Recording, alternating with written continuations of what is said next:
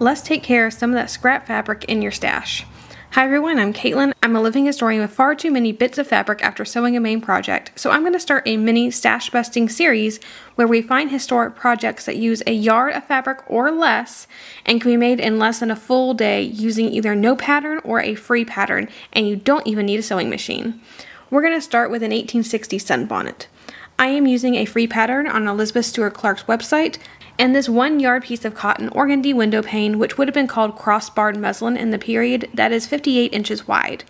You can also make the same style bonnet of 44-inch wide fabric, it just won't be as long. I'll start by cutting the pieces. I am going to add a second ruffle where the brim meets the crown on my bonnet as per a friend's original sunbonnet that is very similar to this one. Also, I see patterns more as guidelines, which give us a good start to getting historic shapes while I copy whatever original my heart fancies. The first step is hemming the 4 ties with a very narrow hem along 2 long sides and a short side on each one. Then all that bias I cut before, I'll stitch those together and cut off about 23 inches to make some piping, which I'll do in a moment. The rest is just for binding, so it gets left alone. The ruffle pieces get run and felled, and I separated my ruffles into 2 pieces. One piece is 40 inches, and that is going to be my crown meets brim ruffle, and the 200 inches left over are for the edges of the bonnet. I narrow hemmed all the ruffles and then added a running stitch at the top of my ruffles so that I can gather it in just a minute. Then I made my piping, and all of my pieces are now prepped for assembly. These back pieces should have been cut on the selvage, but because I didn't have enough fabric, where the rounded part begins on the back, we're going to add a small tuck with piping, and we'll gather that later. Then I'll run a gathering thread along the back of the crown, and we're ready to attach the brim to this crown.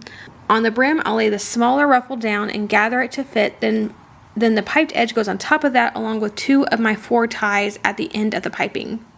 I like to base my piping in first before attaching the back and sewing up the entire back with a run and fell seam, making the fell go towards the crown or the back so the ruffle lays nicely.